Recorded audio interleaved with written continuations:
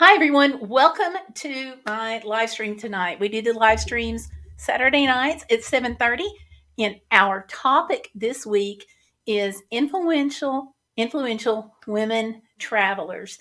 Yep, this is our influential women travelers live stream. We're doing this in honor of Women's History Month, which is March of each year.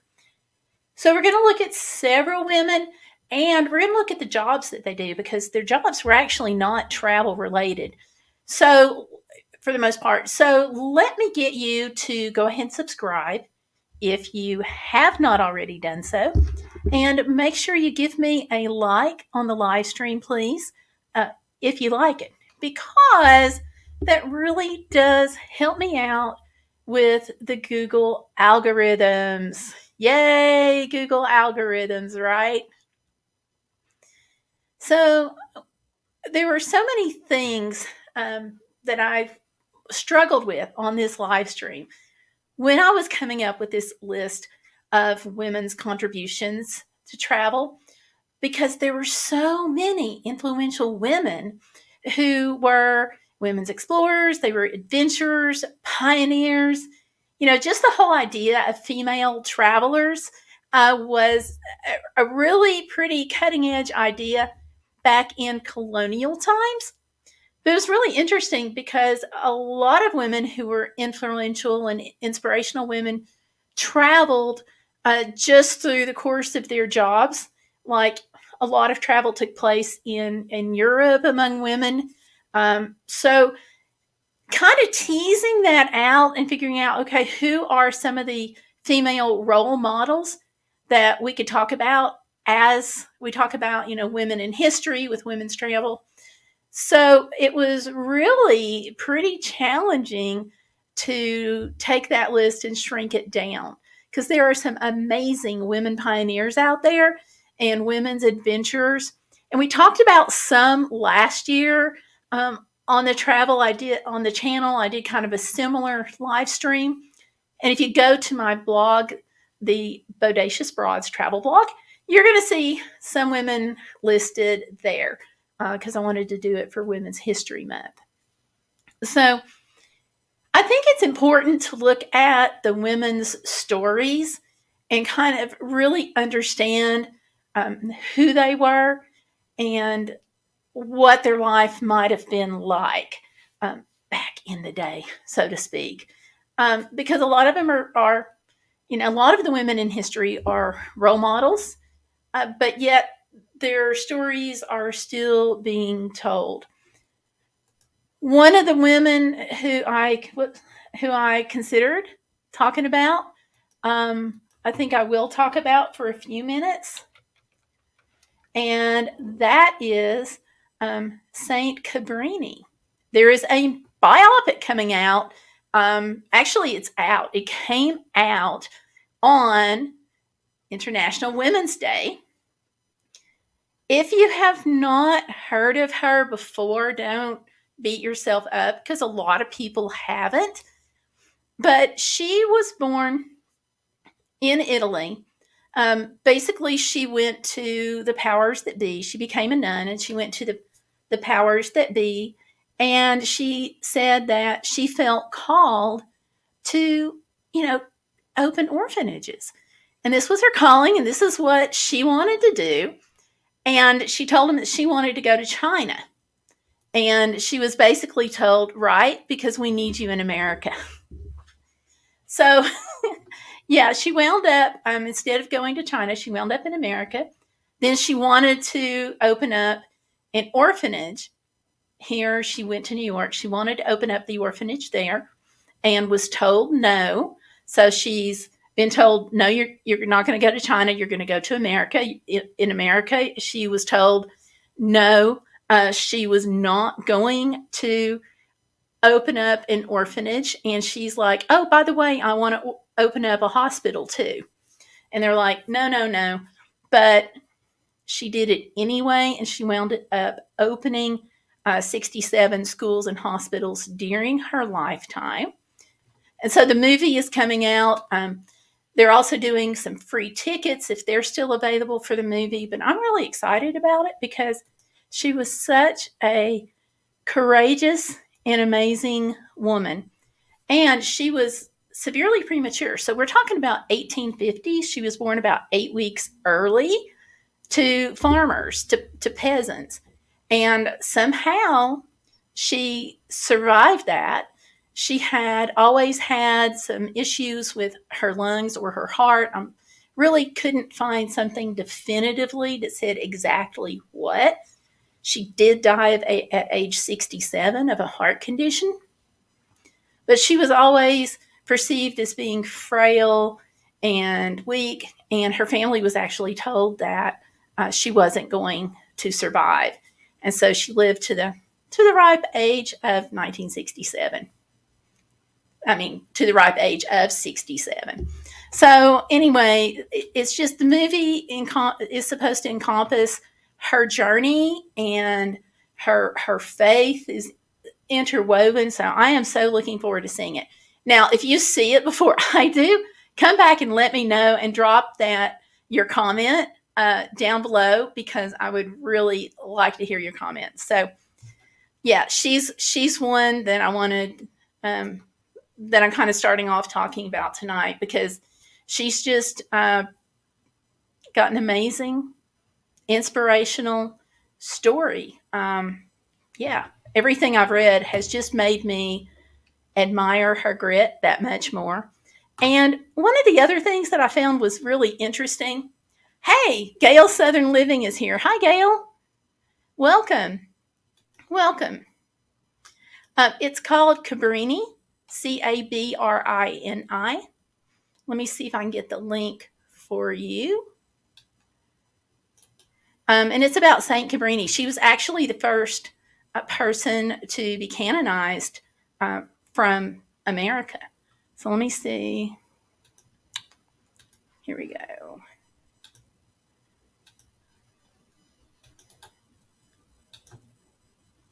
So that's the name of the movie, and I'm getting the link.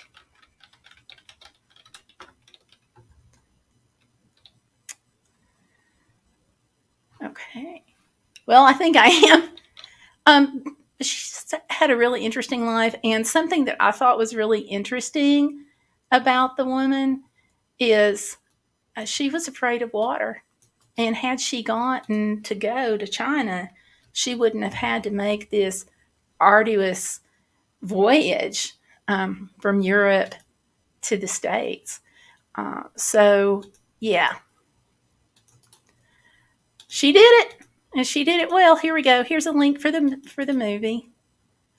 Hopefully, free tickets are still available. If not, they do have a discount that you can probably get. Let's see. Actually, that is not the correct link, because it's telling me that I'm in Canada.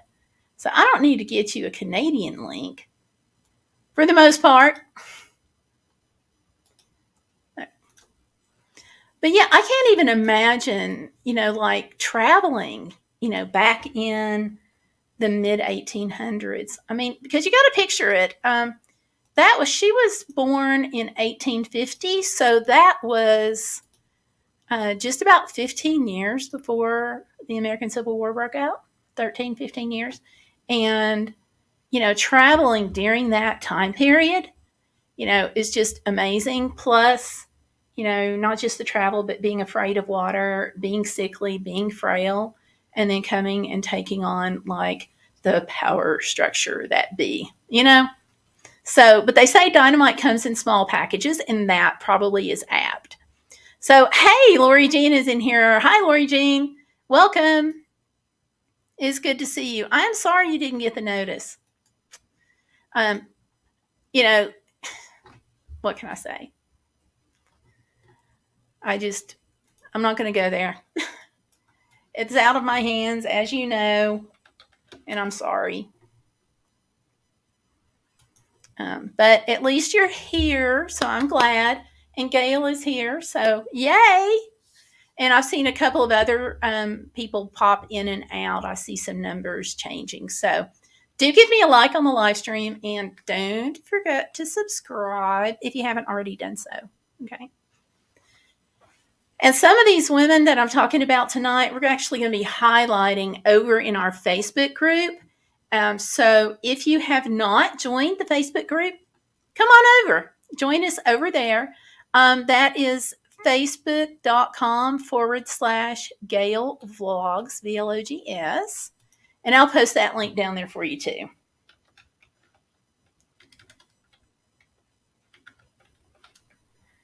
I'm sorry, that was my Facebook page. The groups is facebook.com/groups/Gail Vlogs. So, and I'll also have this up on my blog, Bodacious Broad's travel blog, in case y'all want to check it out later.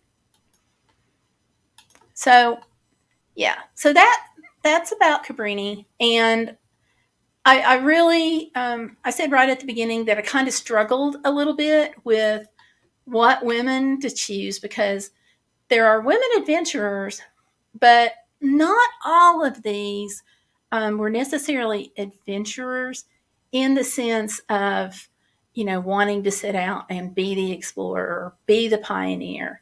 It was sort of, for a lot of women, traveling in the context of their job. And for at least one that we're going to talk about, Sacagawea, she didn't have a choice. So I decided I would talk more about those women and not necessarily the women who woke up and decided to become explorers. Because I think for a lot of us, I know for myself, a lot of us travel in with our jobs. It's not that we decide we're going to have a job in the travel industry. We have a job, our job sends us somewhere, and boom, that's our travel experience. Or maybe we have a vacation that we'll go to, but we still have a primary other job.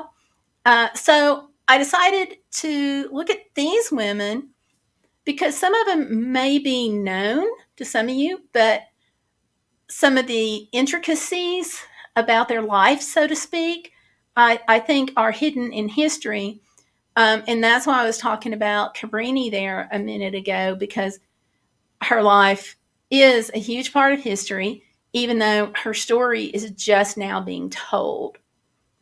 So at least we're now finding out about her, right? So thank goodness for that, right? So, all right, moving right along. I also wanted to go back a little bit in time so the first person we're going to talk about was born in 1591, and that's Anne Hutchinson. Now, she was an English Puritan settler who came over from England as one of the groups that wanted to escape religious persecution. Right? We've all heard that story. We know that they left, they came, and there we go. But we don't hear too much about the women, right? And she was actually a key figure in the establishment of the Massachusetts Bay Colony. But she was also very outspoken for her views on religion and women's rights. And that actually is what led her to the banishment from the colony. She and her family were banished. They were actually held until spring. Then they were released and they fled. First, they went to Rhode Island, and then they went to New Amsterdam, which was later renamed New York. And they went to the Long Island Sound. Later, that would have been invaded by Native Americans, and unfortunately, they died in an attack. But in the meantime, she was very influential. She was actually preaching and doing Bible studies that would have 80 or so people at her house like twice a week. Her outspoken views kind of didn't sit too well, as we know, with the male power structure. So she was told to stop doing that, and she didn't listen. And then they created a rule that nobody could gather at her house for purposes of religion. And she ignored that. And that's what led to her banishment. And I thought that was interesting because that was caught up in the debate about whether or not women should preach. And even today, we are still having that same argument. Should women preach? And this is not about that.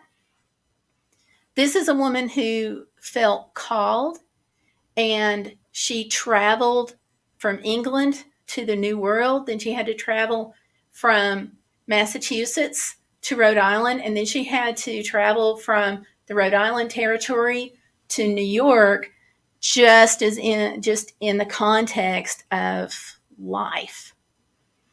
So even though she was living her life, she was still doing traveling.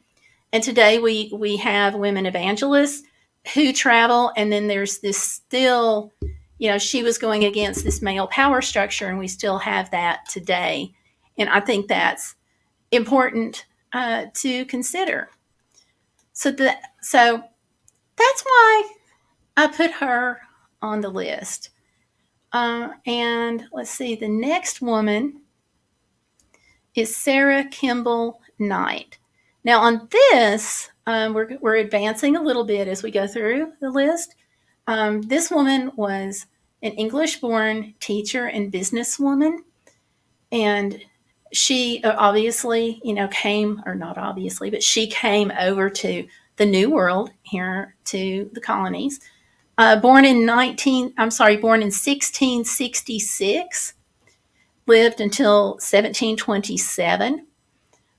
But she actually, her insights of a journal that she took really documented a lot of the life of early America, because she took a journey from Boston to New York City back in 1704. She was married, she had kids, but none of them went with her on this journey.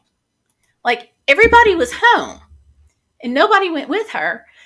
So she went with a colonial post writer, and part of their job was to guide travelers that they met. So she did that. She traveled on horseback. She's a woman by herself, except with the guide. Her family's at home, and her journal entries really gave the good look, because it documented her experiences on the journal. So she talked about, some of the rigors and physical dangers of being on horseback at that time. And she also talked about crossing the Thames River in a ferry boat with, get this, other passengers and their horses and their goods. And I thought, wow, that was such a cool thing to do. And then it hit me, oh yeah, today we cross the ferry boats with our cars. So the thing is, our cars don't require food and have these body functions to take care of. So she documented all of that and more. And she talked about how the roads were rocky and they were mountainous, and just some of the struggles that they had, even with accommodations and food and all of those experiences as a woman on the road. So, and as such, she, with the other person, with it being just two of them, they were also at risk for physical danger from people who would want to rob them or hurt them in some way. And so she came through all of that. I can just imagine what her family would have thought back home, because this is obviously well before the days of cell phones. You couldn't even drop a dime on somebody because there were no phones at all. And, the mindset, the rigors that these people, these women went through at the time, just is, it takes an amazing amount of grit. For a lot of people who left the old country, they left Europe, a lot of them that came here never saw their family again. And today, we worry about our kids going to the store and back, right? And then here are these explorers and the rigors and things that they go through, and we don't appreciate that, I don't think. Oh, okay. So Gail is asking, what is my favorite book of this time period? Um, Gosh, you know, that is, I will have to think about that, because right now I'm drawing a blank on all the books that I've looked at lately. Um, I guess sort of, well, let me not quote you something right now and get back to you. Because some of them I've got, like I was reading one about Cades Cove. It was from the late 1800s, but that's available at the National Park Service, and I can't exactly remember the name right now. Um, then there's like New England Curiosities, which is interesting. Um, and of course, I like pirates, so the one about, I think it's called Pirates of Colonial Newport. That was a really interesting one. Oh, YouTube kicked you out. Oh, no. No, no, no, no, no. Bad YouTube. I am so sorry that that happened to you. Unfortunately, YouTube's going to do what YouTube's going to do. I mean, that's kind of what happened, I think, probably with her notification as well. So I'm glad you're back. I'm glad you're back. Um, and you were asking about my favorite book of the time period. So I was having some trouble because one of the books that I read recently was about, or is rather, about Cades Cove, which is Cades Cove is an interesting place because it is the number one most visited area of the number one most visited national park. So it's in the Smoky Mountains. And the the book really, it talks some about the family life of the area back in like mid late 1800s, and it was so fascinating because I was reading the book, and I've been to Cades Cove many times, and it just brought things to life for me. Yeah, so there's that, and it's near, not too far from Gatlinburg and so forth, Pigeon Forge area. Um, so so there's that one, and then there's the. I'm going to look and see actually if I have a picture of Cades Cove on my thing here. And then there was the one about pirates, um, which I really like too. It's the Pirates of Colonial Newport, which is pretty cool. So yeah. So okay, I'm just typing this in to see what I've got here, and I don't, on this computer, I actually don't have any pictures of Cades Cove. Oh my gosh, I can't believe that. Okay, well, I'll have to move along from that. I'll have to hunt some up, won't I? Oh, wait, that's a lie. I do have one picture. I'll go ahead and show that. And the reason why I wanted to show this is because I think it helps connect way back then kind of with now. And so this is one picture of a hillside, and there's a group of people out there doing something. But this is a hillside. There's actually more better views, but I couldn't get them to come up real quick on my Google Photos. And I'll confess, I messed up. I had a lot of these pictures opened on their own tab, set them up on the other window, and I'm just like, I'm just going to click the buttons, right? Well, no, because I did click the buttons and accidentally closed that. So, yeah, that's me. Did you? That is so cool. Rhode Island is one of the states that I have not been to yet. Not that I remember. I think I went when I was little. So that one doesn't count, right? So I got to go back. What would you say your favorite thing to do would be in that area? Because I know there's a lot of deep history in that area. It is stunning. Yeah, all the Great Smoky Mountains. It's just stunning. Yay! Yay for you. So, Pigeon Forge is a neat place to be. I'm actually going to be there for part of next week. So I'm looking forward, and it's work related. That's the way it goes sometimes. But I'm looking forward to it. It'll be a nice break. So, New England area is beautiful. I can imagine. I've seen pictures. I lived in Vermont for a while as a baby. So I've got like pictures where I am in this little snow bunny suit and the snow is twice as tall as me.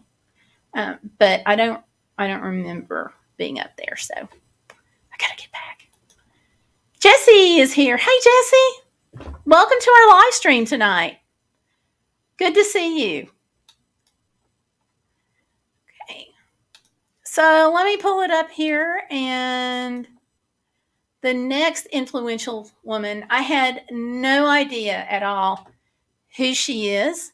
But she's worth talking about because she's not very well known. And again, I'm trying to pull out some of the people who kind of traveled as part of their job, even like way back in the day.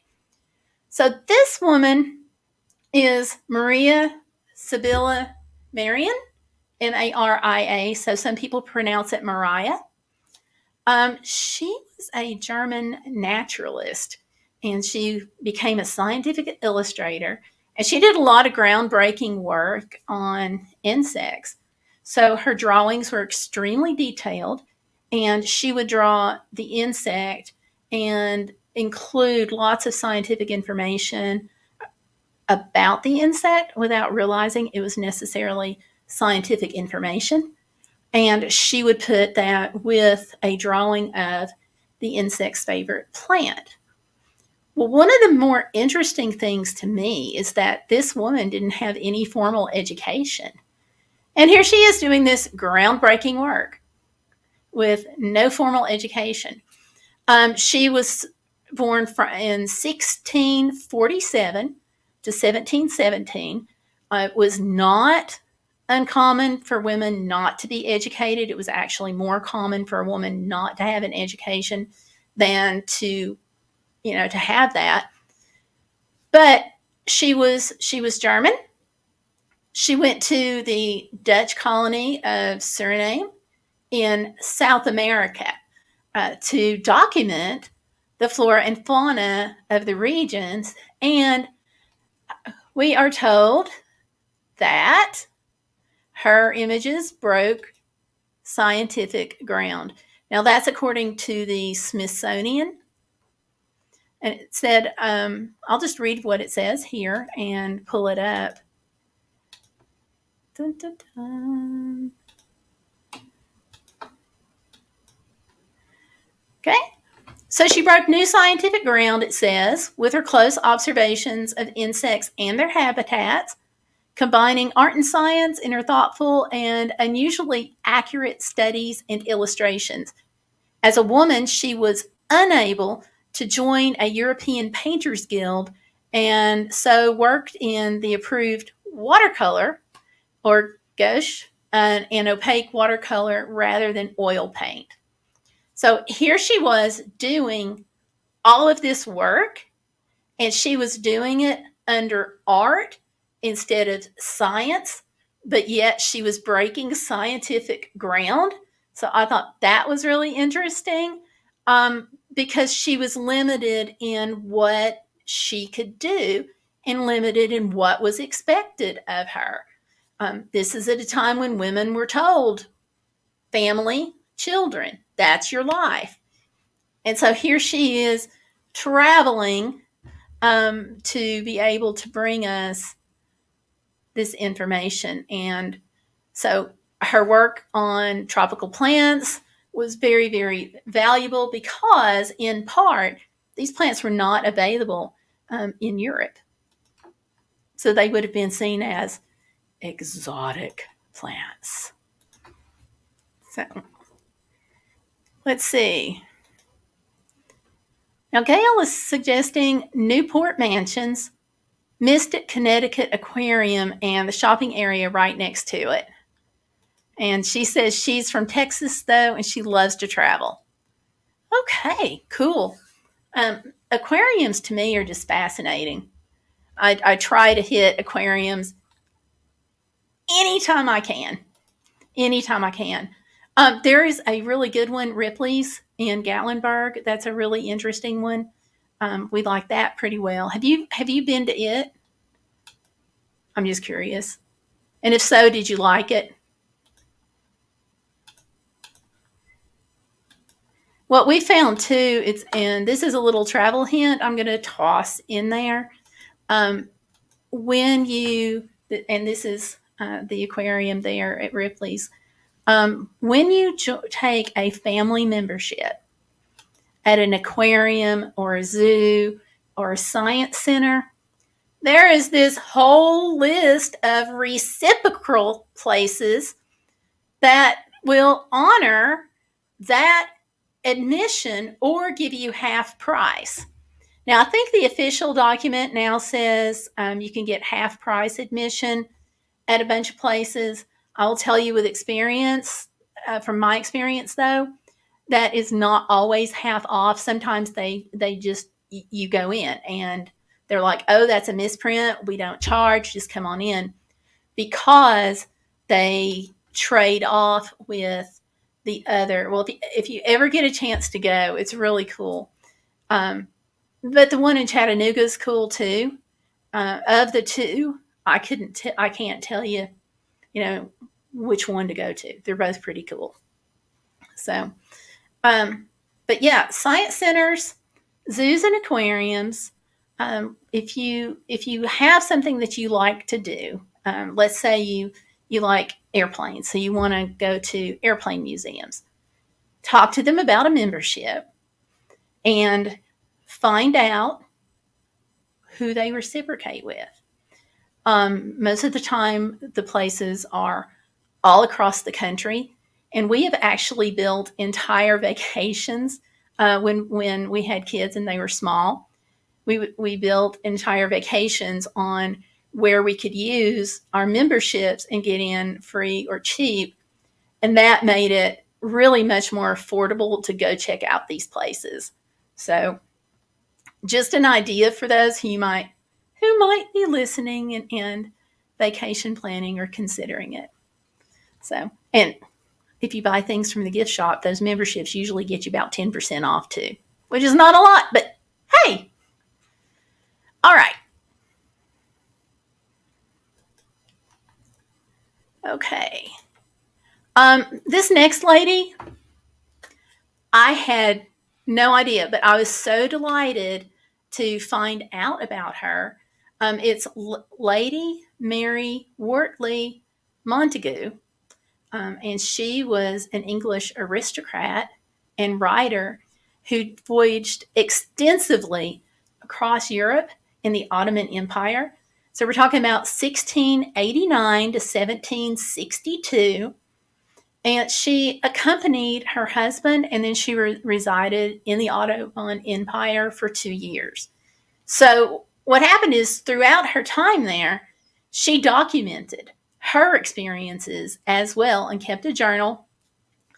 And it's all about her experiences as a woman in Ottoman Constantinople. And let's see, this says that she is predominantly remembered today for her letters, notably the Turkish embassy letters recounting her experiences of the Ottoman Empire as the wife of the ambassador to Turkey. So women at this point in time, generally the travel was really frowned upon, not allowed. People would block it. And so here we have this woman who was traveling with her husband, and still found a way to provide a record of what life was like. So she didn't set out to be a traveler. She set out to just be a wife. And as you all know, there's no just to being a wife. But she was able to accompany her husband and do this documentation. So that gave a different kind of record or a different kind of view than what would have been in the scholarly writings, because it was writings from the heart in the documentation. So I just think that's cool. But anyway, because I don't know about you all, but I would much rather read somebody's writings that come from the heart than to read a stuffy old textbook. This is me. If you like reading textbooks, have fun. Go for it. Drop that over in the comments. But for me, I would rather hear the personal stories,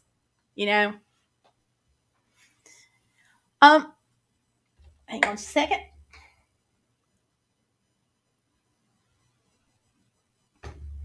Okay. Now, this next woman, I absolutely had to include her because throughout history, women have had to disguise ourselves to be able to do what we wanted to do. We've heard that in various books and various fiction stories about women who would do various things to try to make themselves look masculine so they could achieve their goals.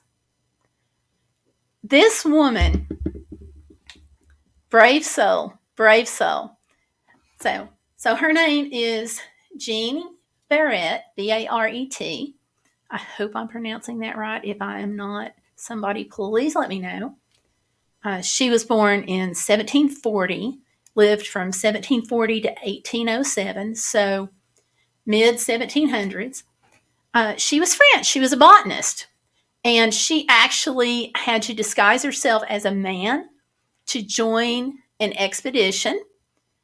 She then, because of that, became the first woman to circumnavigate the globe. So what happened was Philbert Commerson, who studied botany and medicine, moved close to Jeanne's hometown to work and to collect plant samples for documentation. And originally, she joined his household as a housekeeper, but became a lot more than that. And then in 1760, and Philbert Commerson's wife died, so she took care of his wife while she was dying and so forth. And then in 1765, Louis Anton de Bougainville, a French admiral and explorer, went to Philbert Commerson and wanted him to travel and help him search for new lands for France. And Commerson said, sure, I'll do this, but I really want my assistant to come with me because she's very, very good at the documentation for scientific work and so forth. But the problem with that is the French Navy didn't allow women on ships.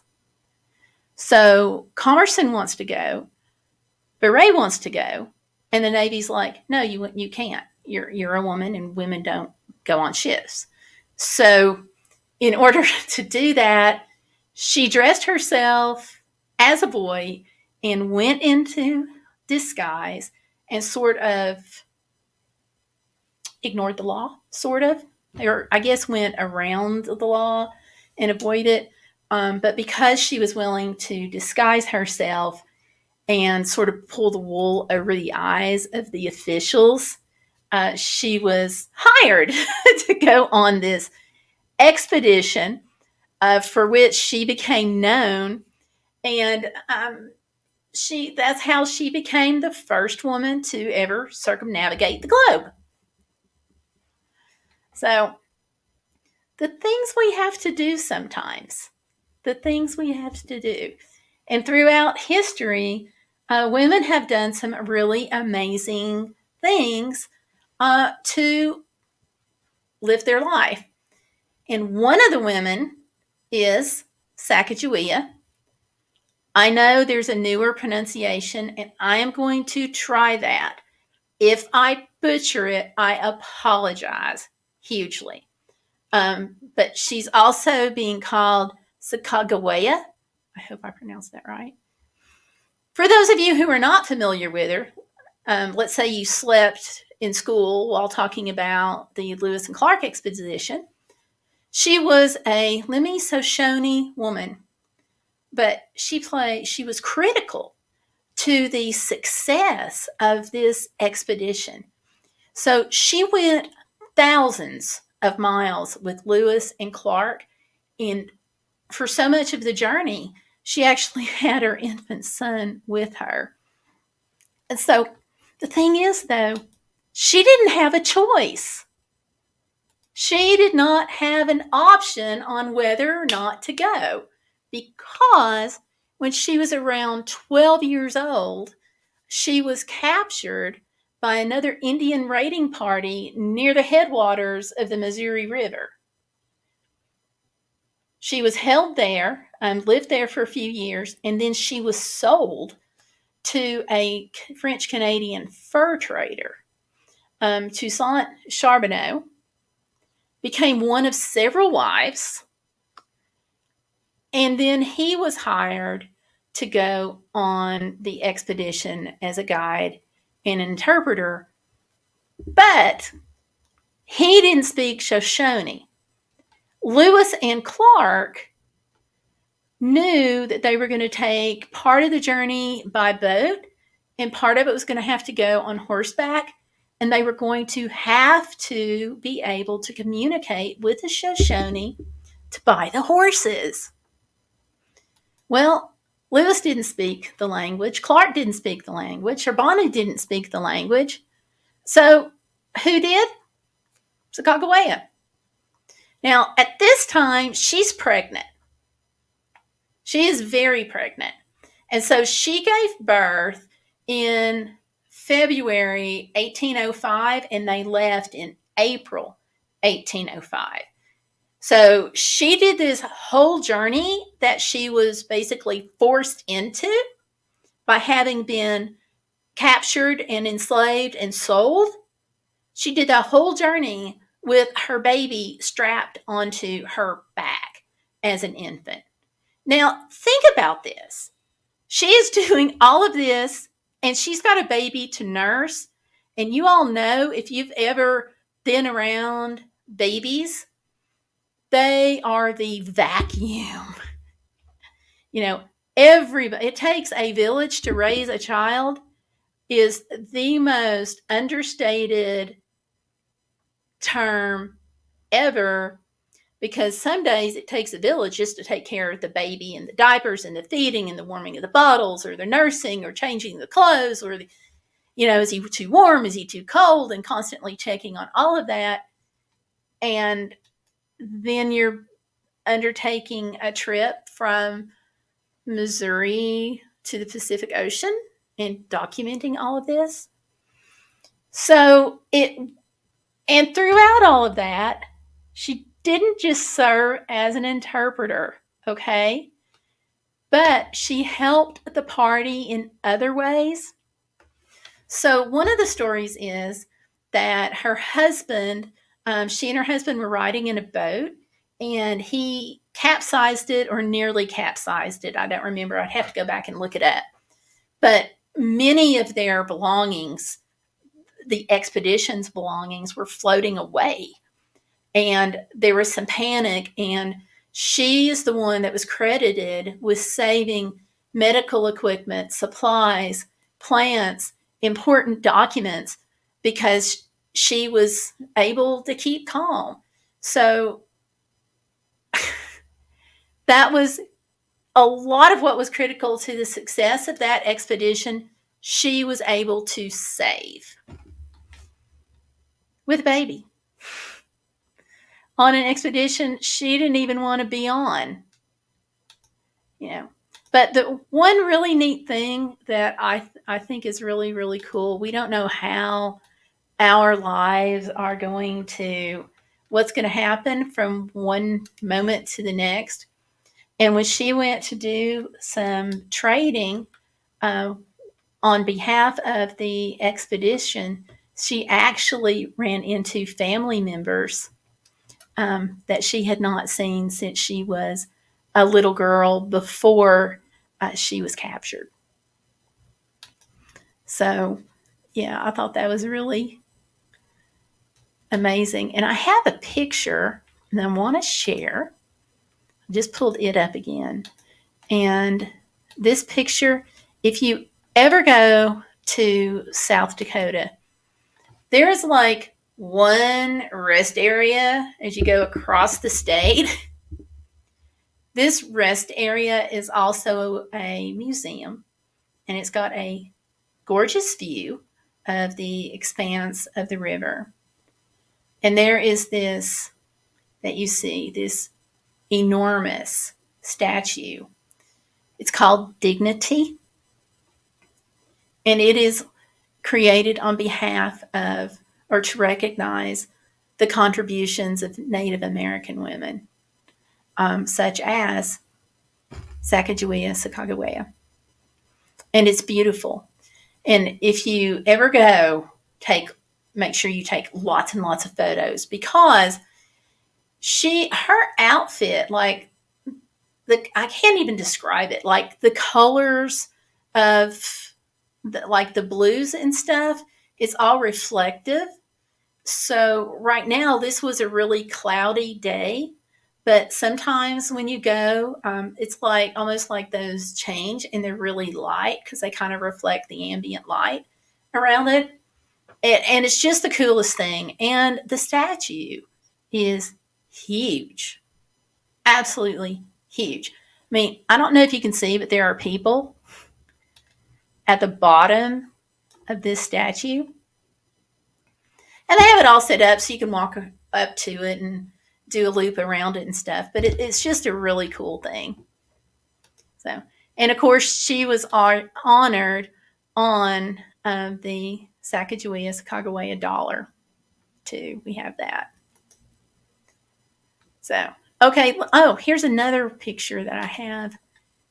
It's a terrible picture of me, so don't look at me on this.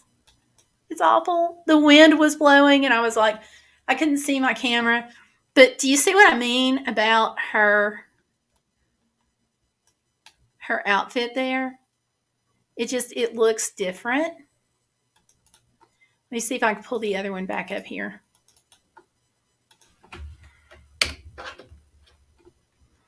And of course I can't.